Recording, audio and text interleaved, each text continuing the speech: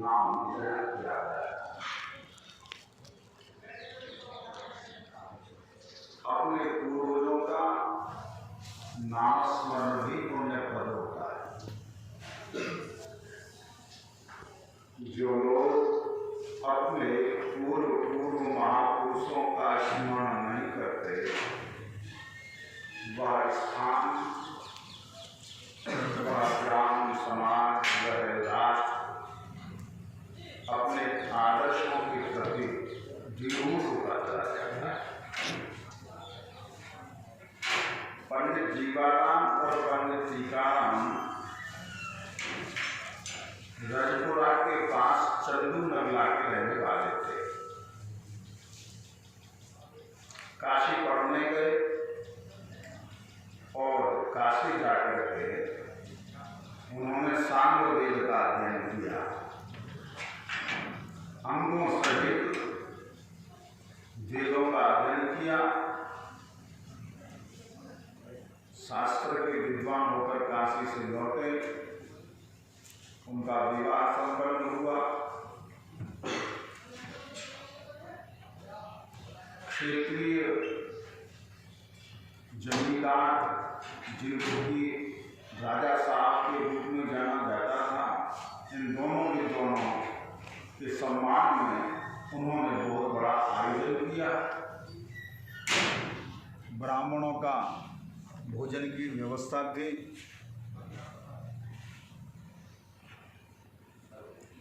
पंडित जीवाराम जी तो नित्य संगीता का पूर्ण पारायण करके उठते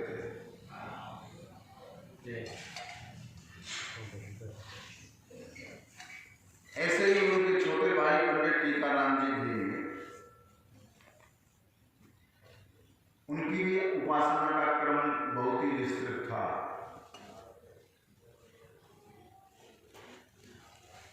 उस संपन्न जमींदार के घर से बार बार नाई आता था, कोई व्यक्ति आता था, चलिए विलम्ब हो रहा है, लेकिन वो अपनी पूजा पाठ में ही लगे रहे। और पूजा से निवृत्त होकर के जब वहाँ पहुँचे तो यद्यपि उनका स्वागत सत्कार किया गया, लेकिन विदा करते करते उन जमींदार महानुभाव के मुख से एक बात यह निकली कि महाराज, आप विद्वान पुरुष हैं, हमारे क्षेत्र के रत्न हैं, आप आए और आपके स्वागत सत्कार में हमने इतना बड़ा आयोजन रखा, बार बार सूचना देने पर भी आपने इतना विलंब कर दिया। तुम हमारे जमींदारी के क्षेत्र में रहते हो तो कम से कम हमारा सम्मान का तो ध्यान रखा करो। यह सुनते ही अपने गांव के बाहर पहुंचकर सूचना घर पे भेज दी कि हमारे पूजा के पात्र, हमारा आसन, हमारी कुछ पुस्तकें और मातृ स्नान के वस्त्र लेकर के अपनी दोनों पत्नियों को सूचना दे दी। और वो फिर अपने घर में प्रवेश नहीं किया। उन्होंने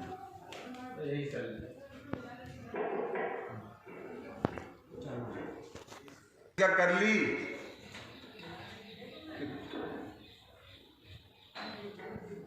कि तुम्हारे जमींदारी के क्षेत्र में आने वाला हम अपने गांव में भी प्रवेश नहीं करेंगे और एक एक वस्त्र लेकर के, स्नान वस्त्र, अपनी दोनों पत्नियों को, दोनों भाइयों ने बुला लिया।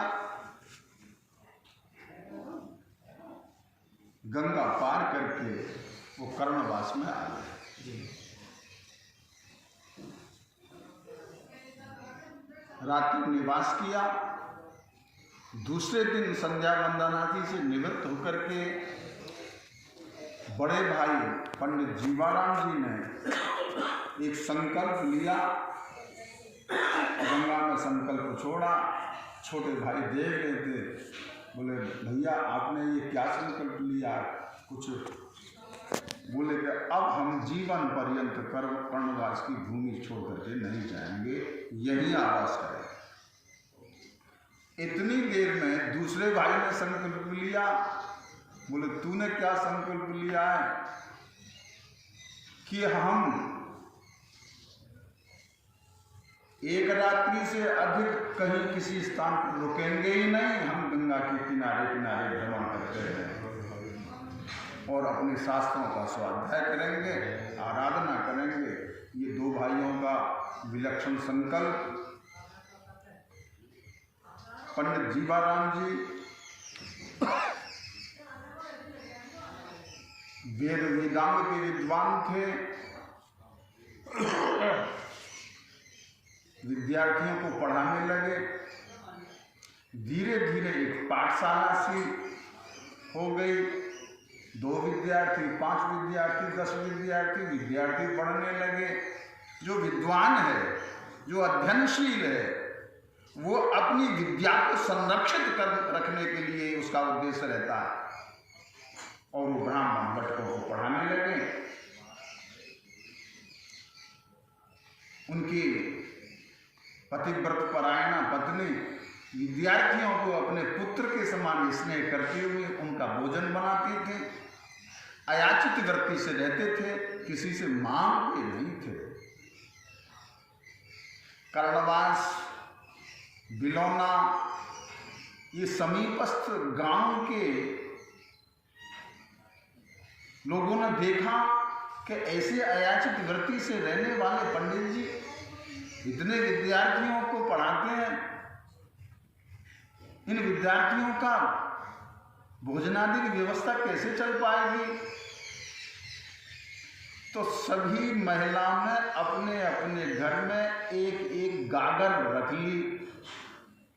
प्रातः काल को जब हाथ की चक्की से आटा पीसती थी तो मात्र 1 मुट्ठी आटा उस गागर में डाल देती थी, विद्यालय के विद्यार्थियों की भोजन व्यवस्था के निमित्त। जब क्षेत्रीय धर्मानुरागिणी महिलाओं ने उनसे ये निवेदन किया तो इस निवेदन को उन्होंने स्वीकार कर लिया कि 1 मुट्ठी से ज्यादा मत डालना, क्योंकि तुम्हारे परिवार के भरण पोषण पर भार पड़ेगा। मात्र ये प्रार्थना धर्मानुरागी ग्रामीण जनों की उन्होंने मान ली। पूर्णिमा में 1 महीने में जब वो गागर भरने को आती तो स्नान करके आते और उस गागर को वहां पलट जाते। इस तरह से निकटस्थ ग्रामीण जनों ने उस विद्यालय के भरण पोषण का भार स्वीकार किया।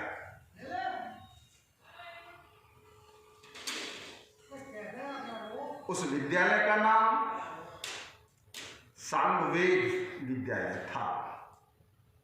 नरवर विद्यालय की स्थापना तब तक नहीं हो सकी थी। संपूर्ण जीवन उन्होंने ब्राह्मणों के उत्थान के लिए, वेद के उत्थान के लिए, शास्त्र के प्रचार प्रसार के लिए उन्होंने समर्पित कर दिया, यहीं कर्णवास में रहकर। क्यों ना हम उन महापुरुष का हम स्मरण कर रहे हैं। छोटे भाई टीकाराम जी गंगा के किनारे किनारे विचरण करते थे। 1 रात्रि की जगह उन्होंने 3 रात्रि कर दी। 3 रात्रि से अधिक कहीं नहीं रुकते थे, अयाचित वृत्ति से रहते थे। कहीं कोई आटा प्राप्त हो गया गंगा के किनारे, आने कट्टा भीन करके उनकी पत्नी भोजन बना लिया करती थी। वैष्णदेव करके कोई साधु सन्यासी मिलता, उनको भिक्षा कराते, अतिथि सेवा करते। कभी कभी उनका अपना भोजन भी उनके पास नहीं रहता था, किसी साधु को भोजन करा दिया करते थे और जल पी करके आगे गंगा तट की यात्रा करते रहते थे। ऐसे विद्वान महापुरुष के एक पुत्र और पुत्री हुई, गंगा की झाड़ियों में ही संतति हुई।